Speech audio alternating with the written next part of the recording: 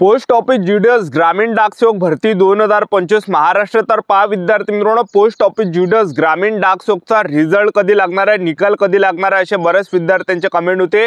तर मेन तुम्हाला याबद्दलच सांगणार आहे की पोस्ट ऑफिस जीडीएस ग्रामीण डाक सेवकचा रिझल्ट कोणत्या तारखेला लागणार आहे कन्फर्म 100% या ठिकाणी। आणि त्याचबरोबर जे महाराष्ट्रातील सर्व डिव्हिजनचा कट किती जाणार आहे, Ahmednagar division, Akola, Amravati, Chhatrapati Sambhaji Maharaj Nagar, Baramati, Beed, Bhusawal, Buldhana, Chandrapur, Dhule, Goa, Jalgaon, Karad, Kolhapur, Malegaon, Mumbai city north west, Nagpur city, Nagpur महसूल, नांदेड, नाशिक, नवी मुंबई, उस्मानाबाद, पालघर, पंढरपूर, परभणी, पुणे सिटी वेस्ट, पुणे महसूल, रायगड, रत्नागिरी, मिरज, भुसावळ, सांगली, सातारा, श्रीरामपूर, सिंधुदुर्ग, सोलापूर, ठाणे, वर्धा, यवतमाळ या सर्व डिव्हिजनचा कॅटेगरीनुसार कट किती जाणार आहे, SC, ST, OBC, EWS open या कॅटेगरीचा, पीडब्ल्यूडी कॅटेगरीचा सेफ झोन काय असणार आहे तर संपूर्ण माहिती मी तुम्हाला सांगणार आहे। आणि दुसरी लिस्ट या ठिकाणी फिक्स कोणत्या तारखेला येणार आहे तर याबद्दल सुद्धा आपण आजच्या व्हिडिओच्या माध्यमातून बोलणार आहे।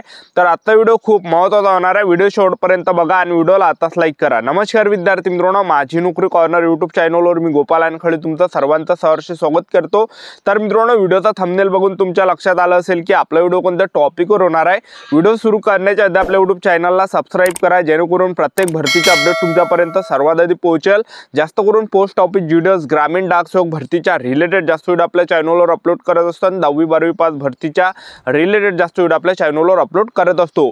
तर पहिली जी लिस्ट लागली आहे पोस्ट ऑफिस जीडीएस ग्रामीण डाक सेवकची, तर त्यामध्ये जे फ्रॉड मुलं जास्त एक लक्षात ठेवा, ज्यांनी स्वतःवरून जास्त पर्सेंटेज टाकले फॉर्म भरताना, त्यांना जरी असेल 45% आहे त्या विद्यार्थ्यांना 50% आहे, 60% आहे, तर अशा विद्यार्थ्यांना सिलेक्शन झालंय।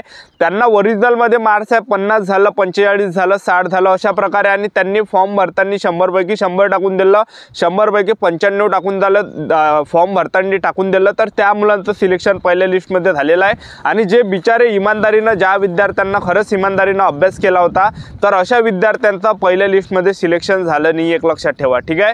तर ह्या पहिली जी लिस्ट आहे तर यामध्ये फर्जी पोरं आहे, तर जे फर्जी मुलं आहे तर त्या मुलांचा पहिल्या लिस्टमध्ये या ठिकाणी सिलेक्शन झालं आहे। आणि जे खऱ्या अर्थाने इमानदार पोरं होते, ज्यांना इमानदारीनं पर्सेंटेज होते 70% म्हणा, 80% म्हणा, 60% म्हणा, 90% म्हणा, 94% म्हणा, तर ह्या विद्यार्थ्यांचं सिलेक्शन हुकलेलं आहे, ठीक आहे, पहिल्या लिस्टमध्ये।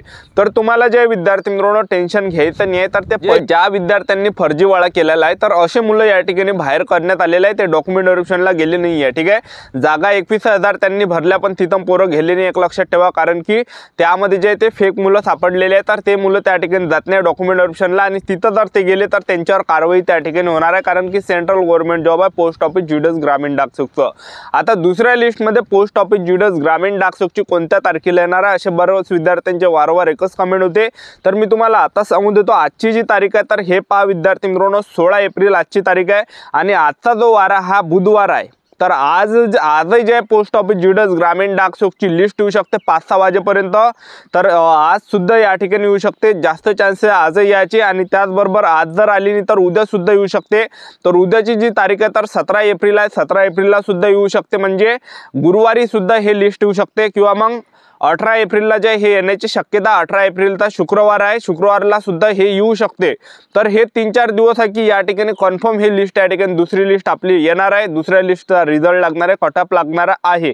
तर दुसरी जी लिस्ट आहे, एक तर मग आपल्याला जे हे शुक्रवारी जर लागली नाही 18 तारखेला, तर मग 19 तारखेला आपल्याला पाहायला भेटणार आहे, शनिवारी आहे।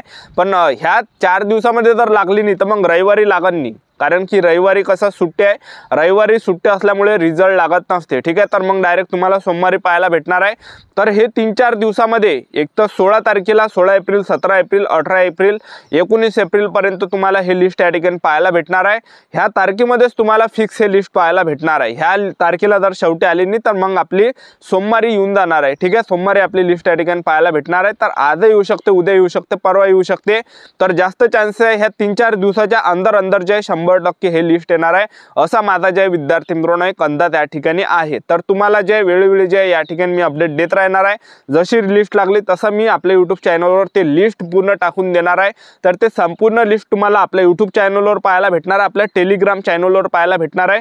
टेलिग्राम चॅनल ज्यांनी सुद्धा जॉईन केलं नसेल तर लिंक डिस्क्रिप्शन बॉक्समध्ये दिले, तर तिथून जाऊन तुम्ही जॉईन करून घ्या, ठीक आहे। तर आता बरेच विद्यार्थ्यांचे कमेंट होती की सर आता कटअप किती जाणार आहे दुसऱ्या लिस्टचा, तर पहा मी तुम्हाला सांगून देतो, तर मी या जवळपास 10-15 दिवसापासून मी एक ॲनालिसिस या ठिकाणी केला. 15 दिवसापासून मी एक ॲनालिसिस या ठिकाणी करणार. जेव्हापासून मी तुम्हाला व्हिडिओमध्ये सांगून राहिलो की तुम्ही कोणत्या जिल्ह्यामध्ये फॉर्म भरला आणि किती पर्सेंटेज तुम्हाला, मी नाही का प्रत्येक व्हिडिओमध्ये तुम्हाला याच्या अगोदर सांगितलं की तुम्ही कोणत्या डिव्हिजनमध्ये फॉर्म भरला आणि किती पर्सेंटेज आहे तुम्हाला, आणि हे नक्की कमेंट बॉक्समध्ये लिहा. तर असे मी वारंवार जे प्रत्येक व्हिडिओमध्ये सांगितलं आणि त्याच्यावरून मी ॲनालिसिस त्या ठिकाणी केला. तर मला हजारो विद्यार्थ्यांनी त्या ठिकाणी कमेंट आलेले आहे. तर मला त्या ठिकाणी कमेंटमध्ये जे पोरांचे जे पर्सेंटेज होते, तर पहा अजूनही ज्या विद्यार्थ्यांचं सिलेक्शन झालं नाही आहे, तर अशा विद्यार्थ्यांचं जे सिलेक्शन दुसऱ्या लिस्टमध्ये, तर अजूनही ज्या विद्यार्थ्यांचं सिलेक्शन झालं नाही, तर असे विद्यार्थी ज्यांना 91% आहे, 90% वाले पोरं जास्त आहे, 91% वाले पोरं जास्त आहे, 92% वाले सुद्धा थोडेफार कमी आहे, ठीक आहे, आणि 93% वाले सुद्धा खूप कमी आहे, आणि 94% वाले एकच मला या ठिकाणी कमेंट दिसते. तर त्या पोरीचं नाव श्रद्धा देशमुख. त्या विद्यार्थीचं मला फक्त एकच कमेंट दिसते की मला 94% आहे म्हणून, ठीक आहे.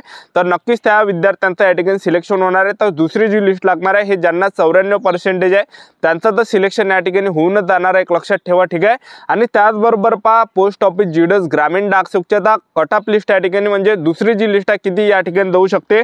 तर पहा मी तुम्हाला सांगून देतो, Ahmednagar division, Akola division cut off किती या ठिकाणी जाणार आहे. तर Amravati division, Chhatrapati Sambhaji Maharaj Nagar division, Baramati division, Akola division, Ahmednagar division, Beed division, Bhusawal division, Buldhana division, Dhule division. तर ह्या डिव्हिजनचा जो कट ऑफ आहे, तर मला बऱ्याच विद्यार्थ्यांचे ह्या डिव्हिजनमधून कमेंट मला आलेले आहे की सर मला आम्ही ह्या डिव्हिजनच्या आणि आम्हाला 91% आहे, 92% आहे, 93, 94 अशा प्रकारे पर्सेंटेज आहे, त्याच विद्यार्थ्यांचं सिलेक्शन ह्या डिव्हिजनला होणार आहे, ठीक आहे. आणि त्याचबरोबर जे Jalgaon division, Karad division, Kolhapur, Malegaon, Mumbai city north west, Nagpur city, Nagpur महसूल, नांदेड, नाशिक ह्या डिव्हिजनमधून सुद्धा मला भरपूर विद्यार्थ्यांचे कमेंट आले, आणि त्यांची सुद्धा कमेंट होती की सर मला 90% आहे, 91% आहे, 92% आहे, 93% आहे, अशा विद्यार्थ्यांचं ह्या डिव्हिजनमध्ये सिलेक्शन होणार आहे, ठीक आहे.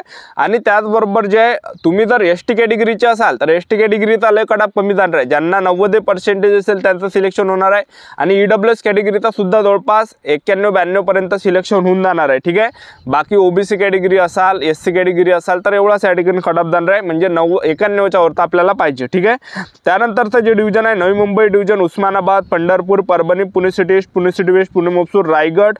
तर ह्या डिव्हिजनमधून विद्यार्थ्यांची कमेंट होती की सर मला 91% आहे, 92, 93 अशा प्रकारे मुलांना पर्सेंटेज आहे.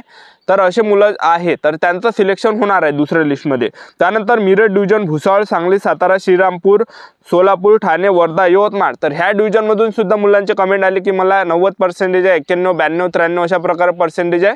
तर त्या मुलांचं निश्चित सिलेक्शन होणार आहे दुसरी लिस्टमध्ये. आणि त्याचबरोबर कट ऑफ कमी जो जाणार आहे कोणकोणत्या डिव्हिजनचा, Goa division, Chandrapur division, Ratnagiri division, Raigad division, Sindhudurg division झालं. तर ह्या डिव्हिजनचा जो कट ऑफ आहे थोडाफार कमी तुम्हाला पाहायला भेटणार आहे. कॅटेगरीनुसार 90-91 जरी पर्सेंटेज असेल तर सिलेक्शन तुमचं होणार आहे. ज्यांना 91% आहे, 92% आहे, असं विद्यार्थ्यांचं सिलेक्शन दुसऱ्या लिस्टमध्ये होणार आहे या डिव्हिजनचं. आणि त्याचबरोबर तुम्ही पीडब्ल्यूडी कॅटेगरीचे असाल तर 80च्या वरती जर तुम्हाला पर्सेंटेज असेल सिलेक्शन होऊन जाणार आहे. 70च्या वरती तुम्हाला पर्सेंटेज असेल तर तुमचं सिलेक्शन होणार आहे दुसऱ्या लिस्टमध्ये पीडब्ल्यूडी कॅटेगरीचे असाल तर. ही होती संपूर्ण महत्त्वाची माहिती आजच्यासाठी. तर थांबतो, भेटूया नेक्स्ट व्हिडिओमध्ये. जय हिंद, जय भारत.